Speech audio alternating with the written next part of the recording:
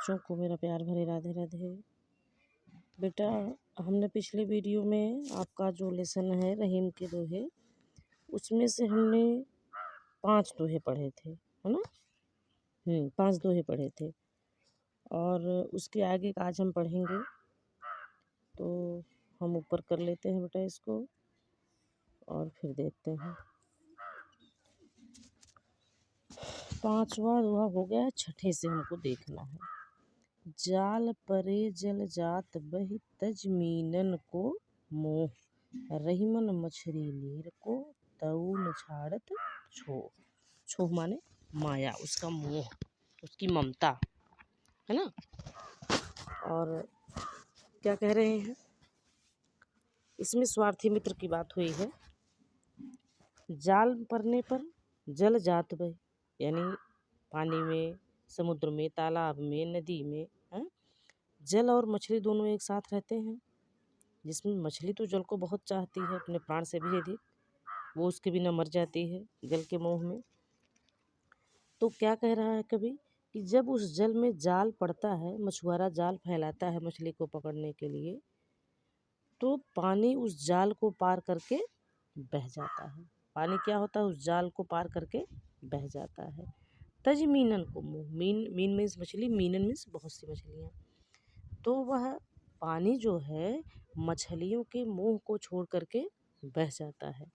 लेकिन रहीमन मछली नीर को तऊ न छाड़त छोह, कहता है वो पानी के बह जाने के बाद भी जाल में फंसी हुई मछली तऊ मीन्स फिर भी पानी के मोह को नहीं छोड़ती, अर्थात उसके वियोग में तड़प कर प्राण तक दे देती है, लेकिन पानी कैसा स्वार्थी है, वह मछली के मोह को छोड़कर बह जाता है। तो रहीमदास जी कहते हैं कि जब जल में जाल डाला जाता है, मछुआरा जाल डालता है मछली पकड़ने के लिए, तो पानी मछली के मुंह को छोड़ करके आगे बह जाता है, लेकिन मछली इतने के बाद भी पानी के मुंह को नहीं छोड़ती, उसके वियोग में तड़प के मर जाती है। अगला है, दीन सबन को लखत हैं दीनन लखै न कोय, जो रहीम दीन ही लखै दीन बंधु सम होय। अच्छा, इसमें ज वर्ण कई बार आया ना, जाल में ज है, जल में ज है, जात में ज है, तज में ज है, मीनन में लगातार 2 बार न है, यहाँ माँ और माँ है। तो यहाँ अलंकार कौन सा हुआ, अनुप्रास अलंकार। दीन सबन को लखत है, दीन माने दीन दुखी, गरीब, बेसहारा, निर्बल, जो बैठे नहीं रहते हैं। हम आप जाते हैं कहीं मंदिर, कहीं घूमने तीर्थाटन पर, या ऐसे भी बहुत से गरीब जो हाईवे सड़कों के किनारे बैठे रहते हैं, फ्लाईओवर के नीचे ऊँचे नहीं बैठे रहते हैं, ओवर ब्रिज के नीचे ऊँचे। तो कह रहे हैं कि दीन सबन को लखत है, जो दीन दुखी होता है, जो गरीब होता है, निर्बल होता है, सबकी तरफ एक कातर नज़रों से देखता है कि कोई मेरी सहायता कर दे, लेकिन दीन ही लखै न कोई, लेकिन दीन की तरफ, उस गरीब की तरफ कोई भी नहीं देखता है। जो रहीम दीन ही लखै, रहीमदास जी कहते हैं, लेकिन उसमें से कुछ बिरले लोग होते हैं, दयालु होते हैं, जो दीन दुखियों की सहायता करते उनकी तरफ देखते हैं, वह दीन बंधु सम हो। वह दीन बंधु मीन्स भगवान। वे कैसे होते हैं, भगवान की तरह से होते हैं, है ना। अरे ये जीवन ही परोपकार के लिए मिला है, तरुअर फल नहीं खात है सरोवर पिए न पाए, कह रहीम पर काजिल संपत सजे सुजान, है ना, इन्हीं की लाइन है। तो ये जीवन परोपकार के लिए ही मिला है बेटा, लेकिन हम अपने ही स्वार्थ में अंधे रहते हैं।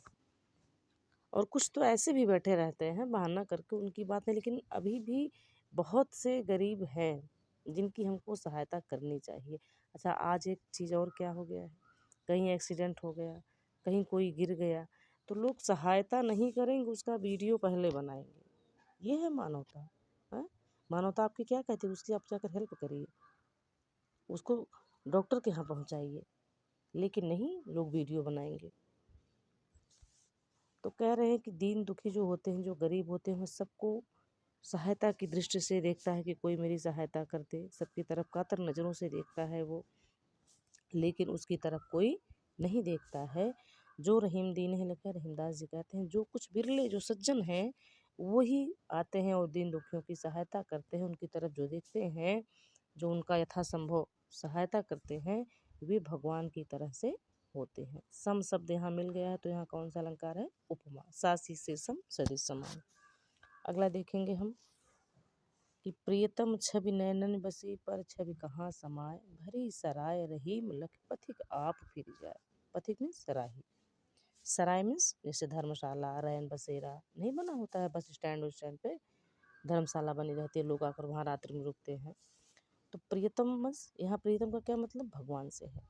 एक बार जब इन आँखों में अपने प्रियतम रूपी ईश्वर की छवि माने उनकी सुंदरता बस जाती है तो फिर उन आँखों में कोई दूसरी सुंदरता नहीं समा सकती, कोई दूसरा सुंदर नहीं लग सकता है। यह ठीक वैसे ही है जैसे भरी हुई धर्मशाला को देखकर यदि कोई राही वहाँ रुकने के लिए आता भी है तो वह भरी हुई धर्मशाला को देखकर अपने आप कहीं और चला जाता है, वहीं वहाँ नहीं रुकता है ना, जब वहाँ जगह ही नहीं तो ऑलरेडी वो कहीं और चला जाएगा। तो कहते हैं कि जिस तरह से एक बार यदि आँखों में ईश्वर की प्रियतम की छवि बस जाती है तो उसमें किसी दूसरे की फिर छवि, उसकी चित्र, उसकी सुंदरता नहीं समा सकती है। जैसे एक बार सराय मीन्स धर्मशाला या रैन बसेरा को भरा हुआ देखकर जब पथिक वहाँ रुकने के लिए आता है और वहाँ जगह नहीं पाता, उसको भरा हुआ देख कर वो वहाँ से वापस लौट जाता है। रहीमन धागा प्रेम का मत तोड़े चटकाए, टूटे ते फिर ना जुड़े, जुड़े गांठ पर जाए। रहीमदास जी क्या कह रहे हैं कि जो प्रेम का, जो स्नेह का जो एक बंधन है, जो एक धागा है ना, उसको कभी चटका करके, कभी कहने का मतलब किसी आवेश में आकर के, किसी कड़वी बातों के द्वारा कह करके उसको नहीं तोड़ना चाहिए, क्योंकि यदि वह एक बार टूट गया तो फिर जुड़ नहीं सकता, और यदि जुड़ भी गया तो उसमें गांठ पड़ जाती है। आप ही कोई धागा है ऐसे सीधा, इसको 2 टुकड़े में कर दीजिए, फिर जोड़ेंगे तो बीच में एक गांठ पड़ जाएगी, है ना। तो वही कह रहे हैं कि रहीमदास जी कहते हैं कि प्रेम की का जो धागा है उसको कभी खींच करके तोड़ना नहीं चाहिए, क्योंकि यदि एक बार टूट गया तो पुनः जुड़ता नहीं, और यदि जुड़ भी गया तो उसमें गांठ पड़ जाती है। हम आगे देखेंगे, बहुत अच्छा दोहा है ये। कदली सीप भुजंग मुख स्वाति एक गुण तीन, जैसी संगति बैठिए तय सोई फल दीन। कदली मीन्स केला, सीप मीन्स सीप, जो समुद्र में सीपी मिलती है, सीप जिसमें मोती होता है। भुजंग मीन्स सांप, स्वाति मीन्स स्वाति नक्षत्र का जल, एक ही होता है लेकिन उसमें परिस्थिति के अनुसार 3 गुण हो जाते हैं। तो जैसी संगति बैठिए, आप जिस संगत में रहेंगे तय सोई फल दीन, आपकी वह संगत आपको वैसा ही फल देगी। आप जब 9 में जाएंगे बेटा, आपका पहला पाठ है मित्रता, बहुत ही किशोरावस्था के लिए बहुत ही प्रेरणादायी ज्ञानदायी पाठ है वो, शुक्ल जी ने लिखा है। कहने का मतलब आप जिस संगत में रहेंगे बेटा, आप देख रहे हैं तमाम एग्जाम्पल बच्चों के नई नई उम्र के, तो माँ बाप का संस्कार वहाँ कहीं ना कहीं फीका पड़ जाता है और संगत का असर हो जाता है। माँ बाप हमेशा अच्छा ही सिखाएंगे, लेकिन बच्चे बच्चियाँ अपने जैसे दोस्तों की संगत में रहेंगे वैसे ही बन जा रहे हैं। कुछ गलत कर रहे हैं, माँ बाप समझाएंगे, और नहीं तो घर छोड़ के भाग जाएंगे, और नहीं तो फांसी लगा लेंगे, और नहीं तो जहर खाएंगे। ये सब क्या है बताइए, आप किस लिए पढ़ रहे हैं।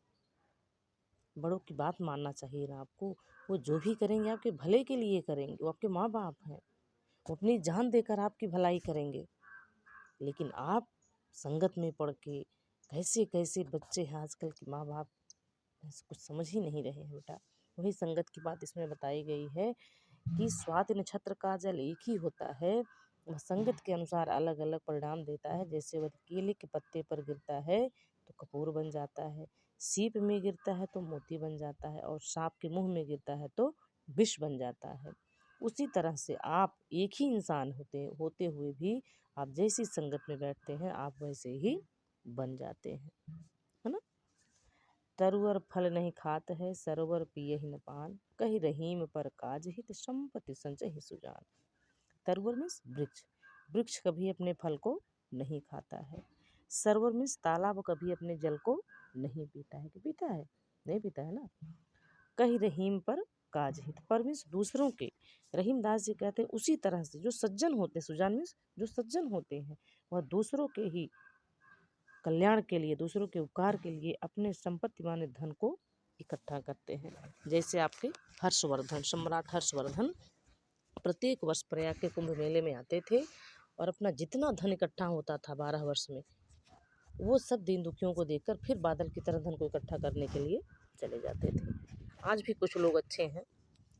तो रहीमन देख बड़ेन को लखन दीजिए डार, जहाँ काम आवे सुई कहा करे तरवार। तरवार मीन्स तलवार, अवधी भाषा में है ना ये।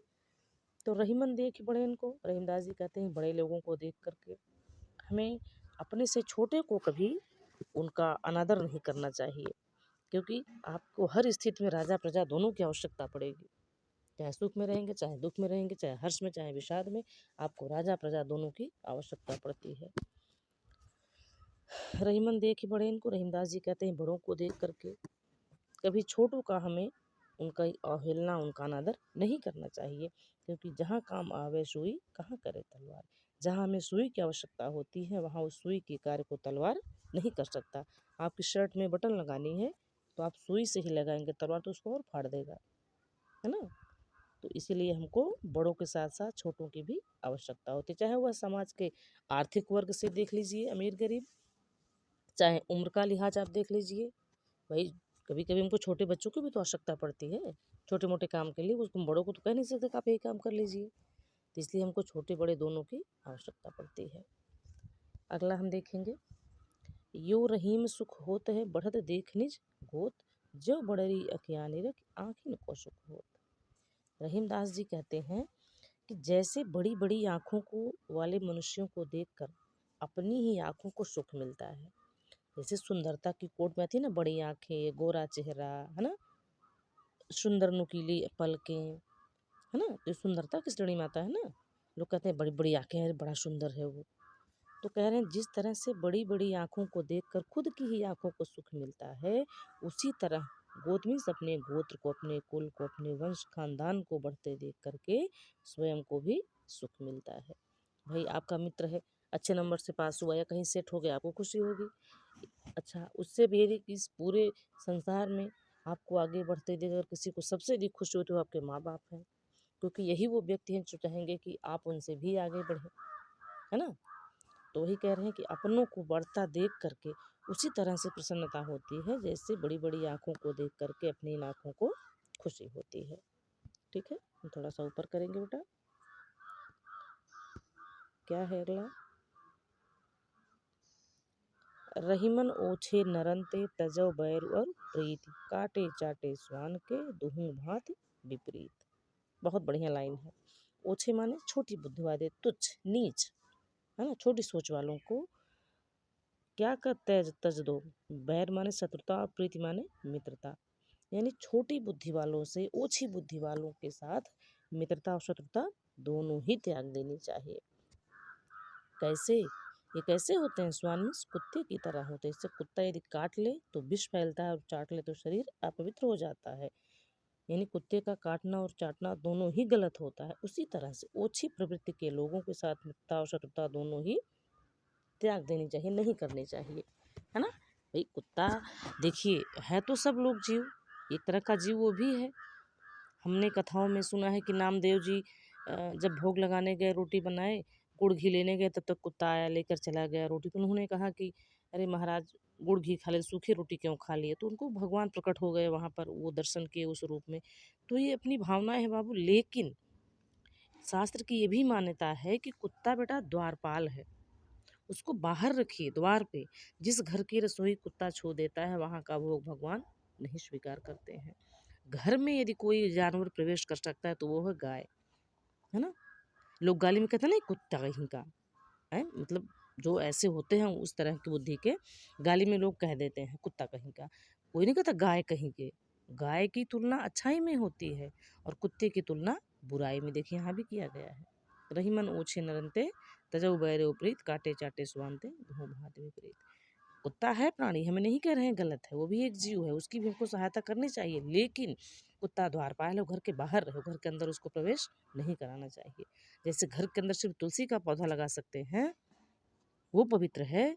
गाय माता जब कभी कभी गृह प्रवेश होता है, आप देखे होंगे, ध्यान दिए होंगे, अगर यथासंभव वहाँ हो सकता है तो सबसे पहले गौ माता का प्रवेश कराया जाता है, फिर कन्याओं का प्रवेश कराया जाता है ना। तो ये शुभ होता है। तो आज के वीडियो में बेटा इतना ही, उम्मीद करती हूँ आपको आ गया होगा। ठीक है। अब हम मिलेंगे अगले वीडियो में, तब तक के लिए जय श्री राधे श्याम।